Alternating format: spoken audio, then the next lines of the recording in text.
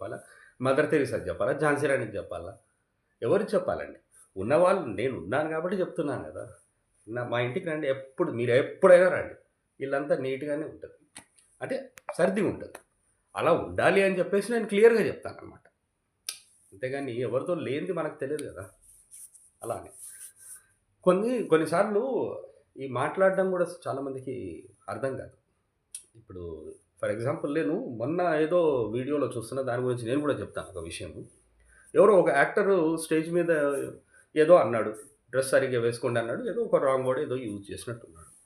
ఇంత లోపల అందరూ సపోర్ట్ చేస్తారు. నిజానికి ఆ వ్యక్తి అని రెస్పెక్ట్ సంపాదించాడు అందరి నుండి. ఆ వ్యక్తికి అగెయిన్స్ట్‌గా మాట్లాడిన వాళ్ళందరూ గూడా రెస్పెక్ట్ పోగొట్టుకుంటున్నారు.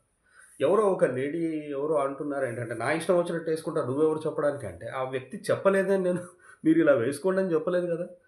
మంచి డ్రెస్ వేసుకుంటే మర్యాదిస్తారు. ఇవ్వాలనిపిస్తది. కొంచెం వల్గర్‌గా వేసుకున్నారనుకోండి బాగుండదని అంటారు. అది ఎవరైనా అంటారది. ఆ మాత్రం అర్థం గాకుండా ఎవరైనా మాట్లాడడం అనేది చాలా విచిత్రంగా అనిపిస్తది నాకు. ఎంత చిన్న చిన్న విషయాలు అర్థం కాదు చూడండి. ఏజ్‌లు చూస్తేనేమో 60 ఏళ్ళు, 70 ఏళ్ళు ఉన్నవాళ్ళు గూడా పిచ్చి పిచ్చిగా మాట్లాడడం నాకు ఆశ్చర్యంగా ఉంటది. ఒక గుడికెళ్ళినప్పుడు మనం సాంప్రదాయంగా వేసుకోండి అని చెప్తాం మనం. వాళ్ళెవరు మనకు చెప్పడానికి అని చెప్పి అనరే అక్కడ.